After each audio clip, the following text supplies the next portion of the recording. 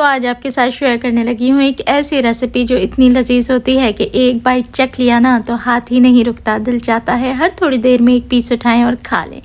मुंह में घुल जाने वाली आज मैं ऐसी रेसिपी बताऊंगी आपको कि अगर आपने पहले कभी बनाई और आपसे मिस्टेक होती है यानी कि परफेक्ट नहीं बनती, तो आज से इंशाल्लाह मेरी रेसिपी को फॉलो करते हुए आप 100% परफेक्ट रिजल्ट्स पाएंगे।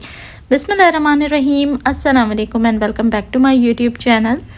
मैं हूं सिद्रा और आज आपके साथ शेयर करूंगी मैं सूजी की बर्फ़ी की रेसिपी, जिसे सूजी का टुकड़ी वाला हलवा भी कहते हैं। शबरात के मौके पे अक्सर इसको बनाया जाता है, लेकिन ज़्यादातर लोगों से एक मिस्टेक हो जाती है जिसकी वजह से या तो हलवा पत्थर की तरह सख्त हो जाता है या फिर जैसे ही हाथ में पकड़ो वो झड़ता रहता है, उसकी टुकड़ी ही नहीं बन पाती।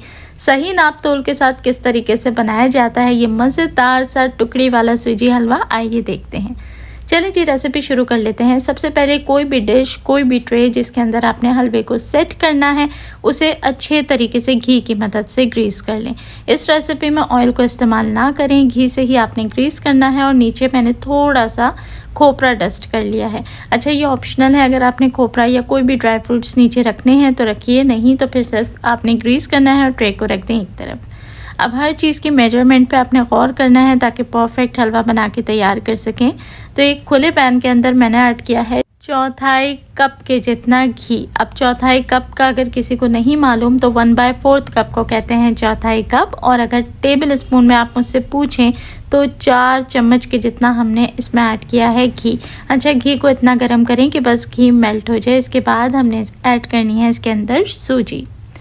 अच्छा, सूजी मैंने इस्तेमाल की है 2 कप के जितनी। अब कोई भी 1 कप बनाएं जिससे आप नाप लें और लेवल करके आपने सूजी को लेना है। ऊपर तक भर भर के सूजी आपने ऐड नहीं करनी ताकि नाप बराबर रहे। 2 कप के जितनी सूजी को घी में शामिल करें, आंच को नीचे से लो ही रखें और उसके बाद अब आपने सूजी की भुनाई शुरू कर देनी है। सूजी को हमने बिल्कुल धीमी आंच के ऊपर भूनना होता है, अगर आंच तेज़ रखेंगे तो ये फ़ौरन से जल जाती है। अच्छा, इस बात का भी आपने ध्यान रखना है कि सूजी बारीक वाली इस्तेमाल करें, इससे जो टुकड़ी हलवा है वो बहुत ही लजीज और एकदम परफेक्ट बनता है। मोटी सूजी का मैंने इस्तेमाल नहीं किया। आंच को धीमा रखते हुए आपने मुसलसल चलाते रहना है ताकि कहीं से सूजी ना लगे। इसमें तकरीबन कोई लगेंगे 5 से 8 मिनट, जितनी देर में आपकी जो सूजी है वो बहुत अच्छे तरीके से भुन जाएगी। इसकी निशानी ये होती है कि वाइट कलर की सूजी जो है वो हल्का सा डस्ट ब्राउन कलर की हो जाती है, यानी बिल्कुल जिसे हम कहते हैं ना भूरा रंग, उस रंग पे आ जाती है। इसके अलावा इसमें से हल्की हल्की खुशबू आना शुरू हो जाती है। तो बस आपने बहुत ज़्यादा डार्क ब्राउन इसको नहीं करना। इसी बात का ध्यान रखना है कि जैसे ही खुशबू आने लगे, कलर इसका सुनहरा हो जाए, बस आपने वहीं तक इसकी बनाई करनी है। एक बार सूजी अच्छे से भुन जाएगी तो आपने इसको पैन में से निकाल के किसी प्लेट में शिफ्ट कर लेना है ताकि मज़ीद गर्म पैन की वजह से भुन भुन के सूजी ख़राब ना हो। अब देखें ये अच्छे तरीके से हो चुकी है, मैं इसे निकालूंगी एक प्लेट में और चलते हैं दूसरी तरफ। अब एक कढ़ाई के अंदर मैंने शामिल की है 1/4 कप के जितनी चीनी। अब 1/4 कप कितना होता है, आधा कप और आधे का आधा, यानी कि 3/4 कप के जितनी मैंने ली है चीनी। और चीनी के अंदर मैंने सिर्फ और सिर्फ इसमें ऐड किया है 1/4 कप के जितना पानी। 1/4 कप पानी ऐड करेंगे 3/4 कप चीनी के अंदर और गैस को रख देंगे मीडियम पर। अच्छा, अब आपने इसको मेल्ट करना है, यानी इसका शीरा बनाना है, चाशनी बनानी है। तो इतने अच्छे से इसकी चाशनी बननी चाहिए कि चीनी मुकम्मल तौर पर मेल्ट हो जाए और चाशनी थोड़ी सी हमें इसमें गाढ़ी चाहिए होती है। ये देखें कुछ इस तरीके से कि इसके में मोटे मोटे बबल्स बने और जब आप इसको टपकाएं तो ये गाढ़ा सा शीरा बने। और अगर हम इसको तार के हिसाब से चेक करें तो इसकी मोटी सी एक तार बननी चाहिए इस तरीके से। तो बस ये लचक होनी चाहिए, इतना हमें इसका शीरा रखना है कि एक तार की चाशनी बने लेकिन शीरा बहुत गाढ़ा ना हो। बस जैसे ही तार बनना शुरू हो फ़ौरन से इसके अंदर हमने ऐड कर देना है 1/4 कप के जितना मिल्क पाउडर। अच्छा, मिल्क पाउडर ऑप्शनल है लेकिन मैं कहूँगी कि 100% ऐड करें। इसको ऐड करने के बाद जो जायका आता है वो बहुत ही सुपर डुपर और VIP हो जाता है, तो स्किप करने वाली चीज़ ही नहीं है। लेकिन अगर आप नहीं ऐड करना चाहते तो इसकी जगह पे आप कलाकंद या बर्फ़ी का इस्तेमाल कर सकते हैं, एक छोटा टुकड़ा ऐड कर दें, बहुत ही गज़ब का टेस्ट आता है। तो मिल्क पाउडर ऐड करने के बाद आपने आँच को धीमा करना है और इसे अच्छे तरीके से मिक्स करना है कि जितनी भी गुठली बनी है वो सारी की सारी डिज़ोल्व हो जाए। तो गुठलियाँ तो सेकंड्स में डिज़ोल्व हो जाती हैं, क्योंकि सख्त नहीं होती, नरम ही होती हैं, तो फटाफट से ये घुल जाता है। बस आपने जैसे ही इसको मिक्स करना है, अब इस पॉइंट पे जो भी ड्राई फ्रूट आप ऐड करना चाहते हैं बर्फ़ी में, वो काट के इस पॉइंट पे शामिल कर दें। मैं इसके अंदर सिर्फ किशमिश और खोपरे का इस्तेमाल करूँगी। खोपरा मैंने ऊपर से ऐड करना है, तो मैंने सिर्फ किशमिश ऐड की है। और अब बारी आती है इसके अंदर सूजी ऐड करने की। जिस पॉइंट पे आपने सूजी को चाशनी में ऐड करना है, उस पॉइंट से आपने अपनी स्पीड को थोड़ा सा हाथों में कंट्रोल करना है, क्योंकि अब आपके पास ज़्यादा देर इसको छोड़ने या रोकने की गुंजाइश नहीं होती। आँच को बिल्कुल धीमा कर दें और चाशनी के अंदर आपने सूजी को बहुत जल्दी और अच्छे तरीके से मिक्स करना है। ये वो टिप्स है मैं साथ साथ इसलिए दे रही हूँ कि किसी की रेसिपी ख़राब ना हो, जो भी बनाए वो परफेक्ट बनाए। ठीक है जी। अब इस पॉइंट पे हमने मज़ीद घी शामिल करना है। एक बार शुरू में ऐड किया था, बीच में बार बार आपने नहीं ऐड करना। 1/4 कप ही आपने शुरू में ऐड किया था, 1/4 कप ही आपने आखिर में ऐड करना है, यानी कि 3 टेबल स्पून आप ऐड कर लें तो भी काफ़ी होगा।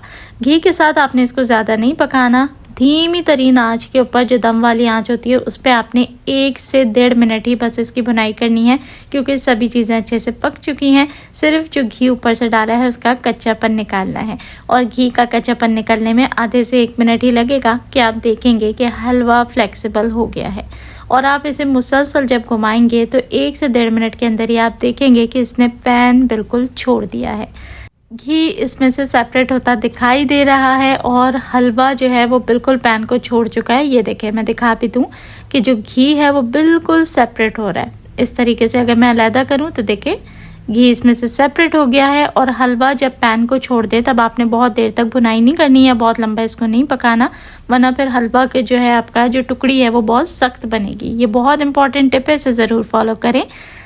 जैसे ही हलवा पैन को छोड़ दे, आपने फटाफट हलवे को शिफ्ट कर देना है ग्रीस की हुई ट्रे के अंदर, और इसे झटपट हाथों हाथ आपने सेट कर देना है। इस पॉइंट पे अगर आपने देर लगाई तो ये फटाफट से सूजी जो है ना वो हवा लगते ही अकड़ने लगती है, और यहीं पर जिस पोजीशन में है वैसे ही सेट हो जाएगी। और एक बार ये सेट हो जाए फिर आप इसको दोबारा से डीमोल्ड करके इसकी टुकड़ियाँ या कोई और चीज़ नहीं कर सकते। तो बस हाथों को ज़रा तेज़ी चलाएंगे, इसको झटपट से सेट करेंगे। फ़िलहाल ये गर्म भी है और नरम भी है, लेकिन सेकेंड्स ही लगते हैं जब ये सेट हो जाता है। लिहाजा आपने इस बात का ध्यान रखना है कि आपने फटाफट से इसको एक शेप में ला के सेट कर देना है। तो पहले स्पैचुला की मदद से ही सेट करेंगे, उसके बाद कोई गोल कटोरी या नीचे से गोल इस तरीके का ढक्कन हो तो उससे भी आपने प्रेस करके ऊपर से इसे सेट करना है। लेकिन उससे पहले जो मैंने खोपरा इसके ऊपर ऐड करना था वो मैं ऐड कर दूंगी, क्योंकि ये गरम है ना, तो गरम में क्या होगा कि घी की गिलाई भी मौजूद है ऊपर, तो ये उसकी वजह से इसके ऊपर चिपक जाएगा, तो खाते टाइम ये झड़ेगा नहीं। और एक मिस्टेक जो मुझसे शुरू में हो गई थी वो ये कि जब मैंने चाशनी बनाई उस वक्त मुझे एक चीज़ ऐड करनी थी, लेकिन मैं उसको ऐड करना भूल गई। लेकिन अभी मैं मौके से फ़ायदा उठाते हुए उसको यहीं पर ऐड कर दूंगी, क्योंकि इस वक्त हलवा गर्म है और घी ऊपर की तरफ है, तो इससे क्या होगा कि वो चीज़ इसके साथ चिपक जाएगी और हलवे के अंदर उसका जो जायका है वो आ जाएगा। लेकिन आप लोगों ने ये गलती नहीं करनी जो मैंने कर दी है, आपने उस चीज़ को चाशनी के साथ ही ऐड कर देना है। वो है जी 1/4 चम्मच इलायची पाउडर, या फिर 2 से 3 इलायचियों को बिल्कुल बारीक कूट लें और वो शामिल करें। हलवा जात में जब तक इलायची पाउडर ऐड ना किया जाए खुशबू नहीं आती, जायका नहीं आता। तो ये बिल्कुल बारीक सा पाउडर है, ये मैंने गरम हलवे पे ऊपर ही पोर कर दिया है और हल्का हल्का प्रेस कर दूँगी। इस तरीके से क्या होगा कि हलवे के साथ ही चिपक जाएगा और बिल्कुल भी झड़ेगा नहीं, और इसकी खुशबू और फ्लेवर हलवे में आ जाएगी। चलिए जी, हलवा बहुत अच्छे से सेट हो चुका है। अब आपने सिर्फ 2 से 3 मिनट इसको छोड़ना है। जैसे ही ये इस स्टेज पे आ जाए कि ये 50% कड़क हो जाए और 50% ये नरम रह जाए, तब आपने इसकी कटिंग कर लेनी है। अगर आपने इसको मुकम्मल ठंडा कर लिया तो फिर कटिंग करना मुश्किल हो जाता है, लिहाजा आपने इस बात का ध्यान रखना है कि कटिंग आपने 50-50 पे ही कर लेनी है। तो बस अब इसे छोड़ते हैं आधे घंटे के लिए, ये अच्छे से ठंडा हो जाए, थोड़ा सा कड़क हो जाए तो मज़ीद मज़ेदार हो जाएगा।